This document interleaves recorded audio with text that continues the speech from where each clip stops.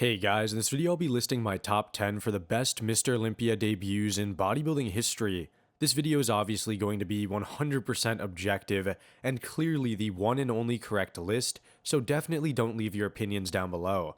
In all seriousness, I'll try my best to keep it as objective as possible, however, some placings and competitors will definitely be influenced by my own personal preference. To keep this as straightforward as possible though, my placings are going to be based on 4 factors: total physique development, relative competition, wow and shock factor, and of course the placing received. Please let me know your thoughts and opinions down below, as well as who you think had the best Mr. Olympia debut. Now, before we do dive into it, I want to give a quick shout out to my partner, Old School Labs.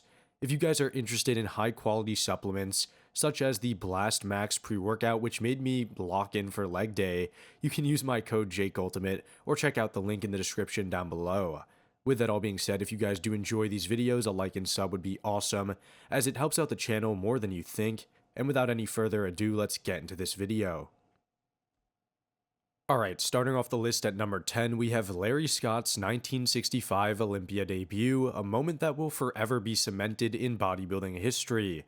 Larry wasn't just the first ever Mr. Olympia champion, he was also the original blueprint for what the sport would become.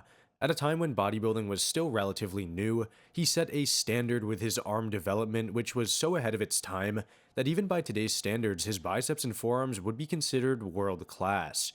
His upper body proportions were definitely on point, featuring full peaked biceps, nicely developed triceps, and a chest that had the perfect combination of fullness and sweep. When he hit the front double biceps pose, his silhouette was among the best ever seen at the time, and he had a very aesthetic overall look. But as dominant as he was for his era, there's no denying that his physique didn't quite have the same level of total package completeness as the greats who would follow him. His legs were well built for the 1960s, but definitely lacked the thickness and sweep and overall separation that later champions would bring to the table. His structure, while pretty balanced, didn't have that overwhelming presence that defined future Olympia champions like Arnold, Haney, Dorian Yates, those types of guys. Another factor that slightly diminishes the impact of his win is of course the competition itself. There were only 3 other competitors at the inaugural Mr. Olympia, which, let's be honest, is a far cry from a deep talent-stacked lineup that you would see today. That being said, you can't talk about the best Olympia debuts without giving Larry Scott his flowers. He introduced a level of muscularity, symmetry, and polish that was groundbreaking for the time. Also, the simple fact that he won the Mr. Olympia at his debut means that it would be wrong to leave him off the list. He's the only Mr. Olympia to ever do that, and it makes him an immediate mention on a list like this. Coming in at number 9, we have Arnold Schwarzenegger's first ever Olympia appearance in 1969, where he took second place behind the dominant reigning champion Sergio Oliva. Now, when people think of Arnold's Olympia legacy, they usually picture the ultra-polished, ultra-confident champion who would go on to win 7 Sandow trophies. But back in 1969, things were very different. At just 22 years old, Arnold was still in the process of refining his physique. He already had an insane level of size, especially for his age, but he was still far from the finished product that would later take over the sport. His upper body was already massive, with thick full pecs, some of the best biceps ever seen, and a frame that was undeniably built for bodybuilding. But there were noticeable flaws, particularly in the legs, which lacked the size and separation that would become more refined with time. His condition was also another weak point, as he simply wasn't as sharp as his future renditions, nor as polished as Sergio, who was known for his muscle maturity and decent enough separation. When the two stood next to each other, it was clear that Arnold, while a freak of nature in terms of size and structure, still needed a bit more time to refine his overall look. Despite his shortcomings, this was still an incredibly impressive debut. The judges saw what the rest of the bodybuilding world saw, which was an unstoppable force in the making. Even in defeat, Arnold's physique already carried an undeniable future champion aura. His V-taper was great, and the way that he carried muscle on his massive frame was something that simply could not be ignored. The very next year, of course, he returned to the Olympia stage and did what many had expected. He dethroned Oliva and began his reign of dominance. The reason Arnold's debut isn't ranked any higher though on this list is that it simply wasn't close to his best. He was a young, developing bodybuilder who still had a lot of growing to do, both literally and figuratively. But the fact is that he, finished runner-up in his first Olympia against one of the best champions of all time, and that alone speaks volumes. On top of that, this also marked the beginning of arguably the most legendary career in bodybuilding, which is important in itself. And when your first Olympia appearance leads to 7 straight wins after that, and also international stardom, you've more than earned a spot on the list. At number 8, we have Rich Gaspari's 1985 Olympia debut, which was nothing short of a game changer for the sport of bodybuilding. While he is somewhat of an enthusiast pick for this list, if there's one word to describe Gaspari's impact, it's definitely revolutionary. Now, before he arrived on the scene, bodybuilding was definitely about size, symmetry, and aesthetic flow. Conditioning was important, but it wasn't necessarily the defining factor. And then, of course, Gaspari came along and flipped the script, introducing a level of detail, graininess, and sheer muscularity that had never been seen before. He was the first competitor to step on the Olympia stage with fully strided glutes, an achievement that might not seem like a big deal today, but was absolutely unheard of in the mid-80s. His quads had a level of feathering that made him look like they were carved out of granite, and his vascularity was out of this world. From head to toe, Gaspari's physique screamed next-level condition, and after his 1985 debut, the entire sport took notice. He essentially forced his competitors to rethink their approach, as conditioning was no longer optional, it was mandatory. Beyond just being shredded, though, Gaspari had a dense, thickly muscled physique that was built to stand the test of time. His chest and arms were incredibly developed, his legs were powerful and well-balanced, and his posing was definitely methodical and well-executed. However, if we're nitpicking, the one area where he definitely lacked was in that structure. Unlike guys like Haney, who had a naturally wide frame and a very aesthetically pleasing silhouette, Gaspari's structure was slightly blockier and a little bit stout, which made him look a bit less visually striking in certain poses. Even so, finishing in the top 3 at the Olympia in your very first appearance, against the peak version of Haney no less, is an achievement that very few can claim. Gaspari would go on to finish as the runner-up multiple times to Haney, solidifying his place as one of the best bodybuilders of this era. But it all started in 1985, when he set foot on the Olympia stage for the very first time, and completely changed the way the sport approached condition forever. Coming in at number 7, we have Dennis Wolf's unforgettable Olympia debut in 2007, a performance that instantly turned him into one of the most exciting competitors of his era. While his 5th place finish might seem lower than some of the others on this list, the impact that he made was undeniable. If you were following bodybuilding at the time, you'll remember how much hype there was around Wolf after this show. He didn't just show up, he announced himself as the next best thing, and for a moment it felt like he might be the guy to lead the next generation of mass monsters. Wolf's biggest weapon was undeniably his structure. Standing over 6 foot tall, he was already an anomaly in the sport that typically favored slightly shorter, more compact competitors. But what truly made him special was his insane shoulder-to-waist ratio. His wide clavicles, flaring lats, and shockingly small waist gave him one of the best X-frames and silhouettes in bodybuilding history. When he hit the most muscular pose, it really looked like something out of a comic book. His delts were huge and capped, his arms were massive, and his quads had that crazy outer sweep that made his silhouette absolutely mind-blowing. That said, his back was still a weak point, especially when compared to the top-tier competitors of the time. While his front shots were nearly unbeatable, his rear poses lacked the same level of thickness and detail. His conditioning was solid, especially from the front, but he hadn't quite reached that shredded, grainy look that would have put him in serious title contention. Despite that, most fans and analysts agree that he should have placed higher than 5th. He was arguably better than a past-his-prime Ronnie Coleman, and many believed he should have even been in the top 3. Even though Wolf never went on to win an Olympia title, his debut was one of the most hyped and talked about performances of the late 2000s. The moment he stepped on stage, people knew he was a future superstar, and for years he was seen as one of the biggest threats in the division. His 2007 Olympia debut was the official arrival of a new mass monster, and that's why it earns the number 7 spot on this list. At number 6, we have Derek Lunsford's impressive Olympia debut in 2022, where he shocked the entire bodybuilding world by placing 2nd in his very first Open Olympia. This wasn't just any old Olympia debut, this was a historic transition from 212 to open bodybuilding that nobody saw coming. Think about it, just 1 year prior, Derek was competing in the 212 division, winning the title against much smaller competitors. Most people assumed that if he ever moved up to the open class, it would take him a few years to fill out and be competitive against the biggest and best bodybuilders in the world. But instead, he completely skipped the adjustment period entirely and immediately became one of the best bodybuilders on the planet. What made his performance so shocking was how flawlessly he made the transition. A lot of guys lose their shape when they pack on the mass, but Derek actually improved his proportions while adding size. His waist stayed tight, his V-taper became even more dramatic, and his back development was so dominant that it was already considered the best in the entire division.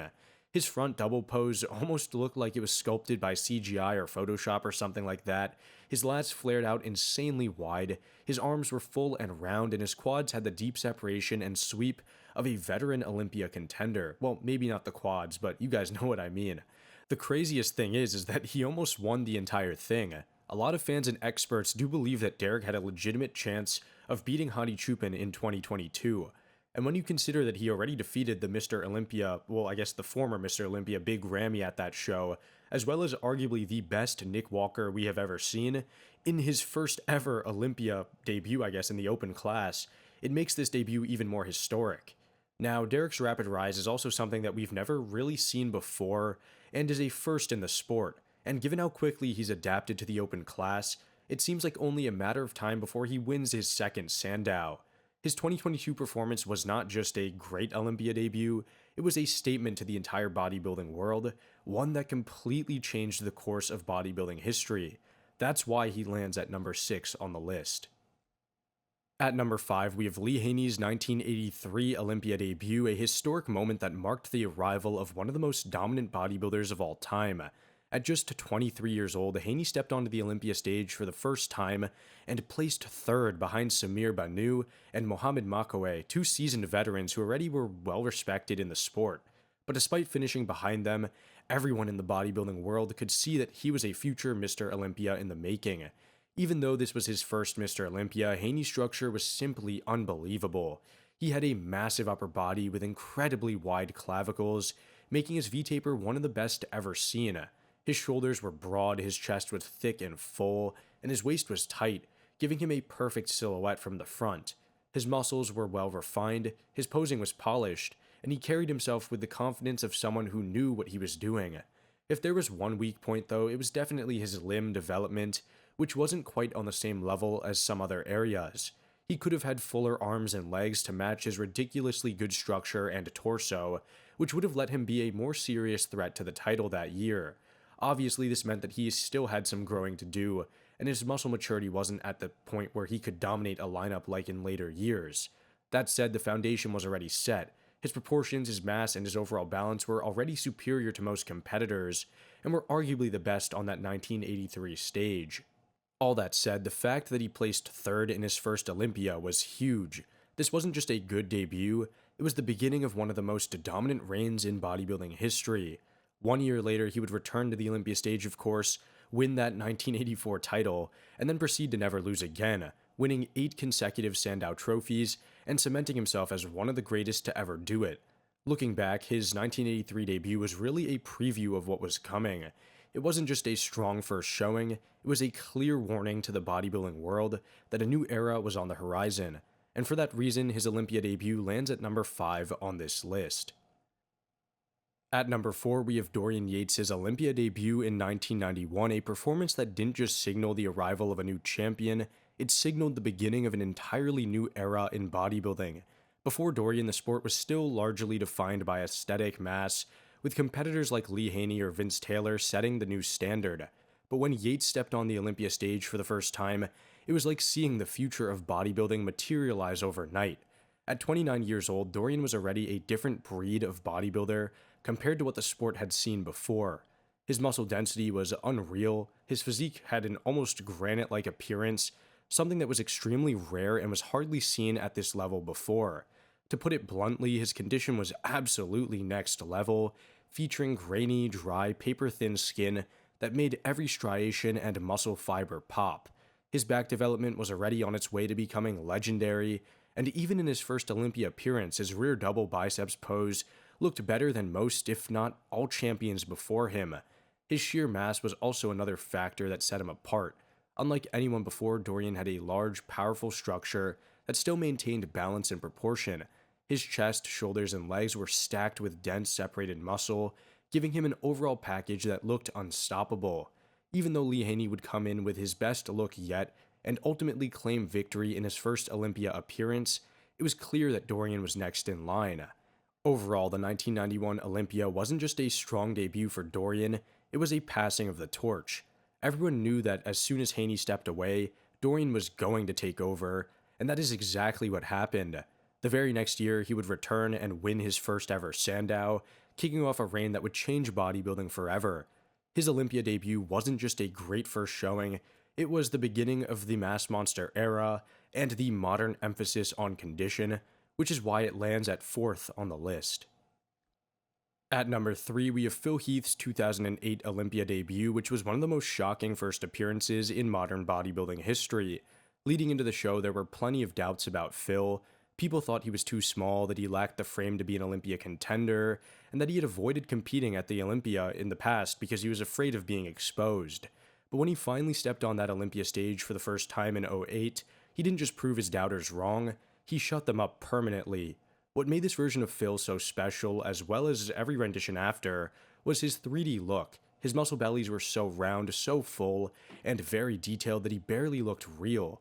His shoulders popped like bowling balls, his arms were some of the fullest and most detailed in history, and his quads had deep separation and sweep that made his front poses look incredible. His waist was also tight, his symmetry was flawless, and his conditioning was absolutely on point. He was able to completely hide his structural flaws with mountains and piles of muscle, and his freak and shock factor were off the charts. Despite competing in a very deep Olympia lineup featuring prime Dexter Jackson, as well as an improved version of Jay Cutler, Phil still managed to crack the top 3. Some even argued that he should have placed second, as Jay was still noticeably off compared to 2007. The fact that he jumped straight into the top of the sport, though, in his first Olympia appearance made it clear that he was built for greatness. Of course, we now know that this was just the beginning. 3 years later, Phil would win his first title in 2011, and from there he would go on to dominate the sport for 7 straight years. His 2008 Olympia debut showcased that it was the first step towards one of the most dominant dynasties in bodybuilding history, which is why it lands at number 3 on the list. At number 2, we have Kevin Levrone's legendary Olympia debut in 1992, one of the most polished and complete first-time Olympia performances ever. Unlike most competitors who take years to refine their physiques, Levrone stepped onto the Olympia stage already looking like a champion. If Dorian Yates had even been slightly off, there's a real chance that Levrone could have made history as the second man to win the Olympia on his debut. His physique in 1992 was near flawless, showcasing one of the best shoulder-to-waist ratios I've ever seen. His arms were insanely full, his chest was thick and striated, and his V-taper was picture-perfect. His condition was also razor-sharp, giving his physique that ultra-defined look, and his muscle bellies were bursting full and 3D, giving him an action figure sort of look. Altogether, his overall proportions, symmetry, and detail made him stand out in every pose, even from behind. Beyond just his physique, Levrone's stage presence was also very impressive. While many rookies take time to develop confidence on stage, he posed with the precision and confidence of a seasoned veteran. His front double, side chest, and most muscular poses were some of the best in the entire show, and even standing next to a peak Dorian Yates, he looked like a serious threat. You could make a case for him even winning all 3 of those aforementioned poses against the eventual champion, proving that he was simply that good. Now, there was a reason why he didn't win the show, of course, which was because Dorian was too good. Dorian had taken the entire year to come back bigger, more conditioned, and more polished, and that is what he did. But even in second place, Levrone made a statement that many already saw him as a future Olympia champion. Over the next decade, he remained one of the biggest threats in the sport, finishing runner-up at the Olympia 4 more times, or I guess 4 total times, 3 more times, with his final second place finish being exactly a decade later, in 2002. Though he never won a Sandow, his 1992 Olympia debut remains one of the most impressive in the history of bodybuilding, and one of my personal favorites. If things had gone slightly differently, he might have won the Olympia on his debut and changed the course of bodybuilding history towards a more aesthetic, proportionate direction. For those reasons, that's why Kevin Levrone would land at number 2 on my list. And finally, at number 1, we have Flex Wheeler's legendary 1993 Olympia debut, which is widely considered the greatest first showing in the history of bodybuilding. If there was ever a perfect Olympia debut, this was it. Many rookies enter their first Olympia with potential but do need years to refine their overall package before contending for the title. Flex did not need that time to develop, he was already a complete masterpiece. Flex didn't just place second though to one of the best versions of Dorian Yates, he did it while bringing a physique so balanced, aesthetic, and polished that many people still argue that he should have won the entire show. Even standing next to one of the biggest, most conditioned, and most complete versions of Dorian ever, Flex still managed to hold his own. In some poses, he even outshined him, something very few men could say throughout Yates' dominant Olympia reign. What made Flex so special, though, in '93 was his flawless combination of aesthetics and size. His proportions were literally unreal. He had muscle bellies so round and full that they looked unreal and very cartoonish. His waist was also incredibly small, creating a perfect V-taper that made every pose look like a sculpture of sorts. His quad separation was razor sharp, giving his lower body a detailed, feathered look that was nothing short of perfection. Every single body part was balanced, detailed, and developed well, making him the ultimate hybrid of mass and aesthetics. Even his glutes and hamstrings, a known weakness later on in his career, were conditioned and refined, adding to the completeness of this version. But what really sets Flex apart from other debut performances was his ability to make everything look effortless. His posing was smooth, precise, and elegant, showcasing his physique in the most flattering ways possible. Unlike many other bodybuilders who rely solely on their muscle mass to impress, Flex had an artistic approach to his presentation, making every pose look natural and very powerful. He wasn't just a bodybuilder though, he was a performer, and that's what made his debut even more special. The reason his debut is ranked number 1 on this list is simple. It wasn't just one of the greatest first-time performances ever, it was one of the greatest physiques ever displayed on an Olympia stage. Even though he didn't win, he came as close as anyone ever has to pulling off a debut victory. His 1993 physique is still talked about today, and many fans and experts do believe that if judging had been slightly different, Flex could have become the first ever Mr. Olympia champion in his debut year. This was Flex Wheeler at his absolute peak, and his 1993 debut remains the gold standard for what a first-time Olympia performance should be, at least in my opinion. That's why it takes the top spot on this list, the greatest Olympia debut of all time. And with that all being said, that does it for this video. Please let me know in the comments down below your thoughts and opinions, as well as your personal favorite Olympia debut. With that being said, I'll see you on the next one. Thanks for watching.